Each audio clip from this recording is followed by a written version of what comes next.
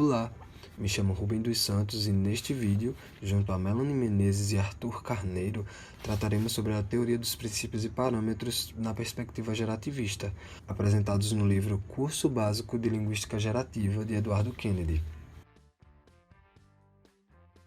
É muito interessante pensar na relação dos princípios e parâmetros linguísticos. Existem atualmente, de acordo com a contagem da maioria dos especialistas no assunto, mais de 6.000 línguas naturais vivas pelo mundo. E é ainda mais surpreendente pensar que, por volta do ano 1500 d.C., mais de 13.000 línguas eram faladas. Hoje, obviamente, a maioria dessas línguas são mortas ou extintas. Línguas que não possuem mais falantes nativos, como o caso do latim. É bem fácil imaginar o quanto há de diferenças entre essas línguas, mas será que é possível identificar semelhanças? Bom, essas são questões estudadas pelo gerativismo através da teoria dos princípios e parâmetros. No nível fonológico, podemos encontrar diversas diferenças, como, por exemplo, existem línguas que possuem vogais orais em quantidades diferentes, como é o caso do Kwasat, uma língua indígena norte-americana que possui 3 vogais orais. Também há o inglês, que possui 11 vogais orais, e o português, por sua vez, que possui 7 vogais orais. No nível lexical, podemos identificar, como o caso do português e de outras línguas ocidentais, a presença de dezenas de palavras para indicar cores, como por exemplo amarelo, azul, branco, preto. Já o Dani, uma língua da Nova Guiné, só possui 2 formas para essa função, algo como claro e escuro. No nível sintático, também é possível identificar diferenças. Por exemplo, existem inúmeros padrões de organização linear entre as palavras que compõem uma dada frase. Em português, quando fazemos uma comparação qualitativa entre duas entidades, digamos que x e y, dizemos x é melhor que y. Nessa estrutura, introduzimos primeiramente o item x, sobre o qual faremos a comparação, a expressão adjetival, nesse caso é melhor, e em seguida o y, que é o termo comparativo. Esse padrão é encontrado em línguas como inglês, hebraico. Em línguas como guarani, japonês e turco, a expressão adjetival e o termo comparativo devem ser apresentados antes do termo x, sendo algo como y que melhor é x. Dentre todas essas peculiaridades, as línguas compartilham regularidades. Por exemplo, todas apresentam na composição frasal sujeito e predicado, núcleos sintáticos, componentes e adjuntos. Chamamos essas regularidades de universais linguísticos.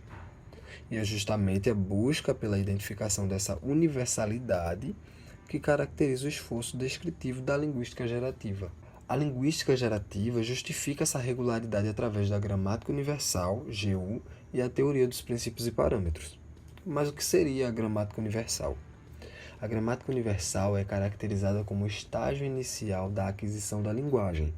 Ela corresponde ao estágio de cognição linguística humana anterior aos estímulos da língua.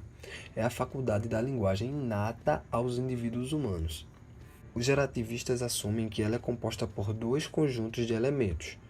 O primeiro são os princípios universais, comuns a todas as línguas, como, por exemplo, os universais linguísticos, e o segundo são os parâmetros particulares, formatados conforme a experiência linguística dos indivíduos, ou as particularidades e peculiaridades, como foi descrito na comparação entre as línguas.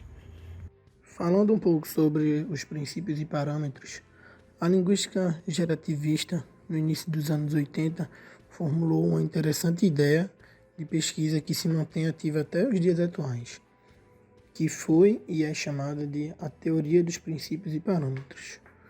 Ou seja, a teoria dos princípios e parâmetros deve ser compreendida como um conjunto de regularidades gramaticais universais e um conjunto limitado de variações linguísticas possíveis. O estágio inicial da aquisição da linguagem é formado por 2 conjuntos de elementos. O primeiro, que são os princípios universais, que são comuns em todas as línguas. E segundo, os parâmetros particulares, que ainda não formatados pela experiência do indivíduo. Alguns exemplos de princípios, como o princípio da subordinação, estabelece que em qualquer língua humana, uma oração sempre poderá ser inserida como constituinte de outra oração, subordinando-se a ela. Por exemplo, uma oração como João é feliz, uma frase completa. De acordo com o princípio da subordinação, essa oração pode ser inserida no interior de outra que a subordina. Assim, dando origem a uma frase mais complexa, como eu acho que João é feliz. Outro exemplo de princípio é o princípio da dependência de estrutura. O princípio da dependência de estrutura fala que as operações sintáticas existentes nas línguas naturais sempre são sensíveis à estrutura em que os constituintes se encontram inseridos numa dada frase. Ou seja, essas operações sintáticas deslocam constituintes de uma posição para outra dentro da frase, apagam constituintes por elipse ou substituem-nos por pronomes equivalentes. Por exemplo, essas três frases, a primeira, a segunda e a terceira, você pode perceber que o possessivo esse forma uma estrutura junto a livro, na primeira frase. E por isso, se deslocarmos livro para o início da frase, teremos que levar junto dele o pronome esse, como acontece na frase número 2. Do contrário, se não respeitarmos a dependência de estrutura entre esse e livro, o resultado seria uma frase agramatical, como ocorre em 3. Temos também o princípio da ligação, que estabelece que os pronomes anafóricos devem encontrar seu referente numa oração diferente daquela em que estão inseridas e nunca no interior da mesma oração em que se encontram. Alguns exemplos de parâmetros é o tipo do parâmetro do sujeito nulo. Esse parâmetro, quando marcado como positivo, gerará línguas mais sujeito nulo. E quando negativa, gerará menos sujeito nulo. O português e o inglês, por exemplo, formatam esse parâmetro respectivamente. Isso significa que no português se admite o uso do sujeito nulo em uma frase, e ela pode ficar gramaticalmente correta. Já no inglês, não é permitido essa mesma condição do sujeito nulo. Caso seja usada em uma frase na língua inglesa, a oração será agramatical, ou seja, estará completamente errada. Também temos o parâmetro do núcleo. Esse parâmetro determina qual é, na frase, a posição linear de um dado núcleo sintático em relação a seu respectivo complemento. E na língua portuguesa, o núcleo sintático antecede o seu complemento.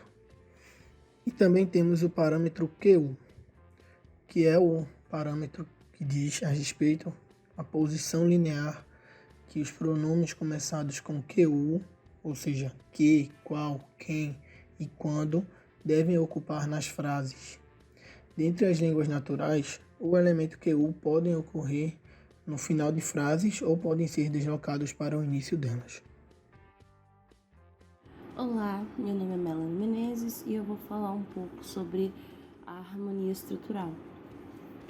Uma questão sintática que rapidamente detectamos numa língua é o seu padrão de organização linear entre os principais constituintes de uma frase, que seriam o sujeito, representado na imagem pela letra S, o verbo, representado na imagem pela letra V, e o objeto, representado na imagem pela letra O. Então, esse padrão, ele não vai se dar de uma maneira aleatória, né? Ele vai emergir de certas propriedades da gramática universal. Como assim? Por exemplo, as línguas que possuem o parâmetro do núcleo marcado como menos final, em que o núcleo vai vir antes do complemento, como é o caso do português, geralmente dispõe os constituintes de uma frase na sequência sujeito, verbo, objeto. dando origem à ordenação SVO, como está sendo mostrado aí também na imagem para vocês. Por sua vez, as línguas que marcam o parâmetro do núcleo como mais final, tal como acontece com o japonês, em que o núcleo vem apenas depois do complemento, tipicamente ordenam as suas frases na sequência sujeito, objeto e verbo, trazendo assim a ordenação SOV. Então a gente tem aí a língua portuguesa com a frase Leda comprou doce, sendo Leda o sujeito da frase, comprou o verbo da frase e doce o objeto da frase, tendo, como eu falei para vocês anteriormente, a organização SVO. Já em japonês, nós teremos a frase Leda okashi kau, sendo Leda o sujeito, okashi o objeto e kau o verbo. Então, o nosso objeto ele está vindo antes do verbo, trazendo assim a organização SOV. A maioria das línguas humanas se divide no padrão SVO, que seria basicamente sujeito, verbo e objeto, e as outras SOV, que seria sujeito, objeto e verbo, que foi o que a gente acabou de ver. As poucas exceções decorrem das restritas possibilidades de posicionamento de S em relação a V e a O.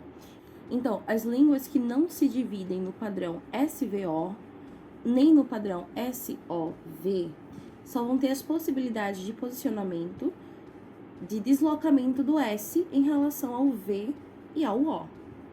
Vamos dar uma olhadinha agora num gráfico que mostra isso. Então, a gente tem aí um gráfico de distribuição da ordem do sujeito, do verbo e do objeto dentre as línguas humanas. Esse gráfico ele traz uma porcentagem das línguas que usa cada uma das variações. Por exemplo, a gente tem a variação sujeito, objeto e verbo em 45% das línguas. Nós temos sujeito, verbo e objeto em 42% das línguas. Temos objeto, verbo e sujeito em apenas 1% das línguas. Objeto, sujeito e verbo também em apenas 1%. Verbo, objeto e sujeito em 3% das línguas. E verbo, sujeito e objeto em 8% das línguas. E aí, vale salientar, que o português é justamente um caso de língua de sujeito, verbo e objeto, como a gente já tinha falado. E ele vai se encaixar aqui dentro desses 42%.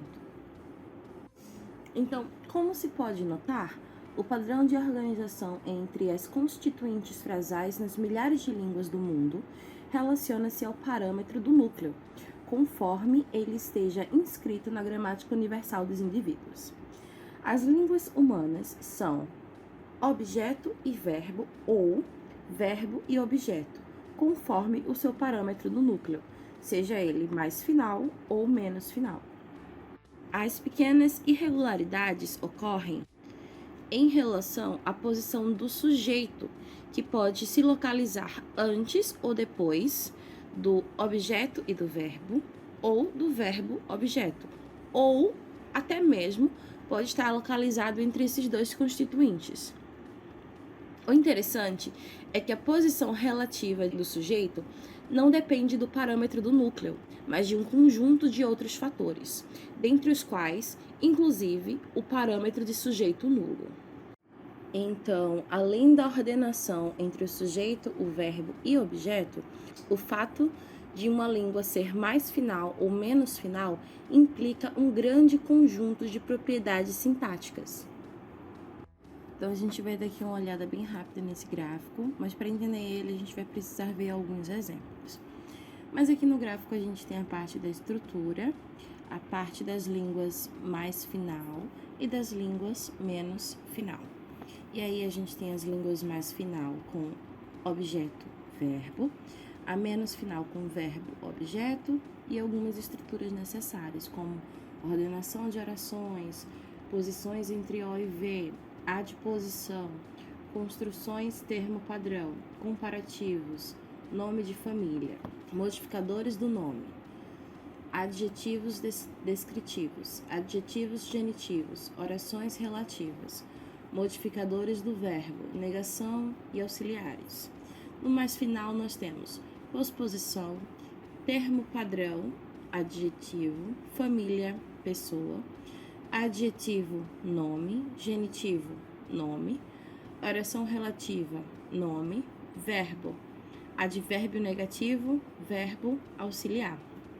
E aí, na parte do menos final, a gente vai ter a inversão disso. Então, no lugar de termos termo padrão, adjetivo, no menos final nós temos adjetivo, termo padrão. Pessoa, família. Nome, adjetivo. Nome, genitivo. Nome, oração relativa. Advérbio negativo, verbo. Auxiliar, verbo. Nós, que somos falantes da língua portuguesa, estamos acostumados a falar em preposição. Como a gente viu na tabela anterior, a preposição é usada em línguas que têm o menos final.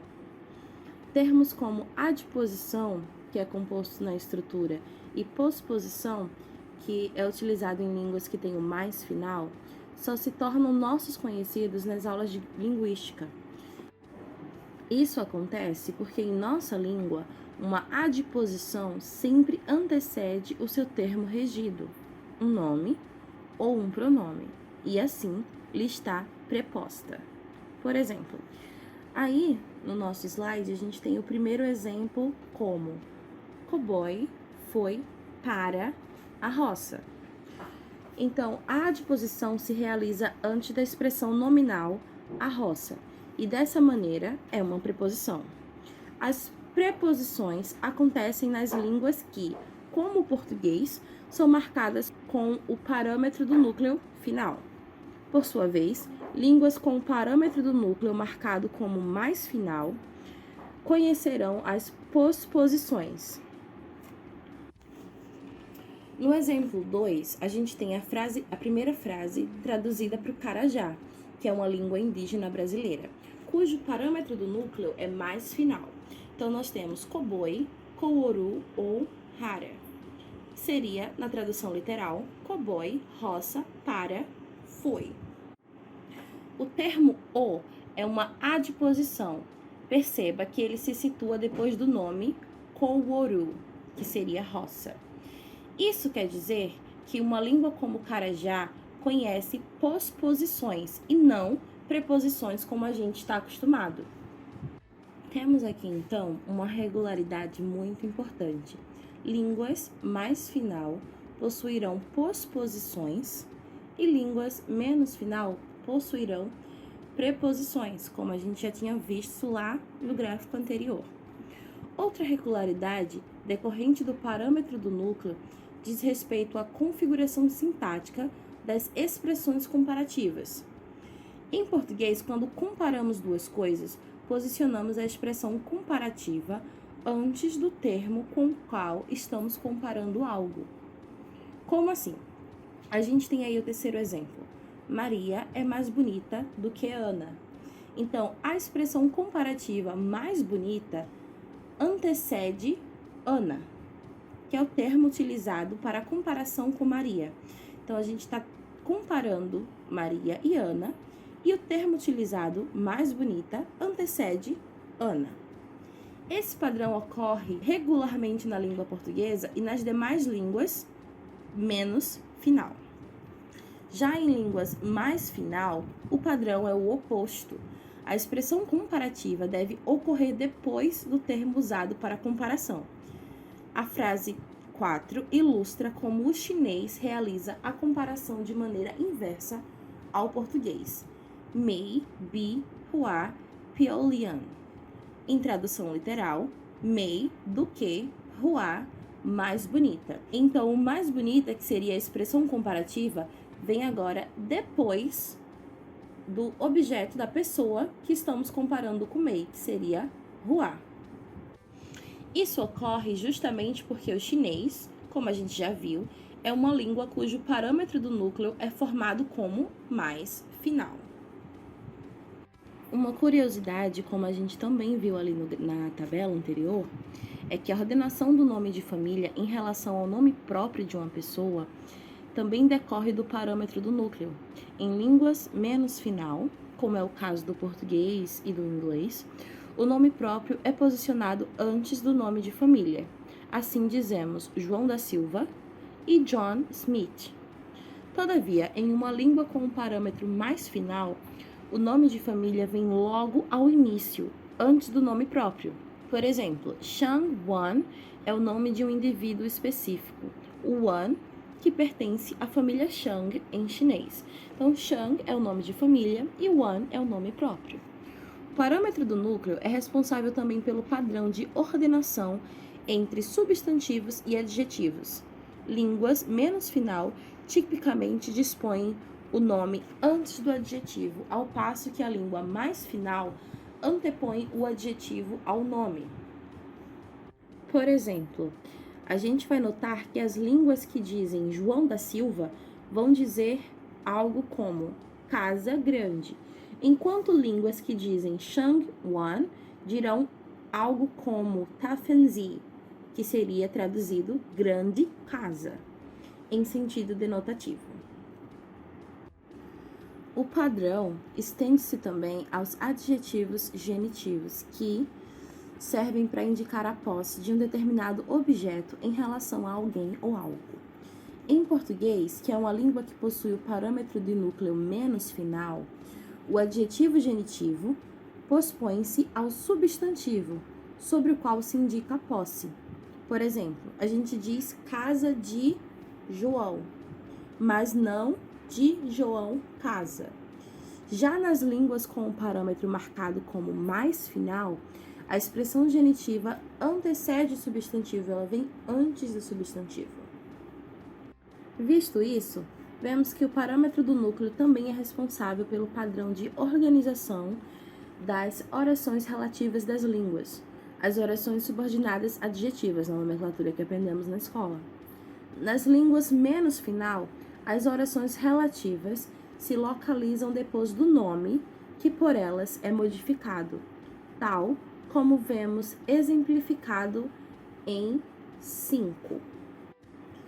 Já em línguas mais final, as orações relativas ocorrem antes do nome modificado. É isso que vemos no exemplo 6, retirado do japonês, uma língua cujo parâmetro do núcleo é formado como mais final. Bom, e todos os falantes de português sabem que, nessa língua, um advérbio de negação posiciona-se antes do verbo. Então, geralmente a gente diz o livro que você não leu e não o livro que você leu não. Esse posicionamento, o que tem o advérbio de negação antes do verbo, é típico das línguas menos final. Nas línguas mais final, fazem a negação depois do verbo. Por exemplo, em Apinaie, língua indígena brasileira, cujo parâmetro do núcleo é mais final, a tradução de uma frase como eu não comi será pa crekert ne, em que o verbo comer é crekert e o advérbio de negação é o termo ne, que vem depois do verbo. A posição do verbo auxiliar em relação ao verbo principal de uma oração é outro fenômeno linguístico que também decorre do parâmetro do núcleo. Línguas menos final posicionarão o verbo auxiliar antes do principal. Línguas mais final posicionarão o verbo principal antes do auxiliar. Isso pode ser verificado nos exemplos do português e do carajara a seguir. Então, a gente tem aí na nossa imagem, eu fui pescar. Na língua portuguesa. No carajá, nós temos deari waxmi hari. Eu, pescar, fui. Então, a gente tem essa inversão aí do verbo principal com o verbo auxiliar. Então, o propósito de todos esses exemplos é demonstrar a vocês que as línguas naturais compartilham entre si um grande número de semelhanças sintáticas, ao mesmo tempo em que organizam suas diferenças de maneira sistemática e previsível. Tanta ordem, segundo os gerativistas, decorre do estágio inicial da gramática universal, com seus princípios e com seus parâmetros a serem formatados. Note, porém, que uma coisa é clara: a variação parimétrica não explica todas as diferenças sintáticas entre as línguas. Muitos aspectos da sintaxe das línguas são variáveis de maneira acidental e idiosincrática. Entretanto, esperamos que você tenha compreendido que a proposta da linguística gerativa, com a teoria de princípios e parâmetros, é justamente tentar compreender por que as línguas não variam em certos aspectos e porque grande parte da sintaxe das línguas é variável de maneira organizada e previsível. Vimos, nessa unidade, como a hipótese da gramática universal e a teoria de princípios e parâmetros são a maneira pela qual a linguística gerativa busca explicações para a universalidade da sintaxe das línguas naturais. Aprendemos que a preocupação com os universais da linguagem é bastante antiga na história do pensamento humano. No contexto dessa longa história, a proposta da gramática universal representa o capítulo mais atual. Ela se constitui, sobretudo, como uma síntese entre as ciências cognitivas contemporâneas e a tradição racionalista nos estudos da linguagem. A gramática universal é, como vimos, o estágio inicial da aquisição da linguagem, que apresenta um conjunto de princípios invariantes e um conjunto de parâmetros binários que devem ser formatados no curso da aquisição da língua do ambiente. A articulação entre os diversos princípios invariantes e parâmetros formatados, ao lado das idiosincrasias e arbitrariedade do léxico, confere a cada língua humana sua feição específica. Isso não quer dizer, no entanto, que as línguas possam variar de maneira caprichosa e imprevisível. Como vimos, a harmonia estrutural é um belo exemplo de ordem por detrás da intensa variação. Essa harmonia é uma tendência natural de uma língua organizar-se internamente, dada a sua formatação de um parâmetro gramatical específico, como o sujeito nulo ou o núcleo final.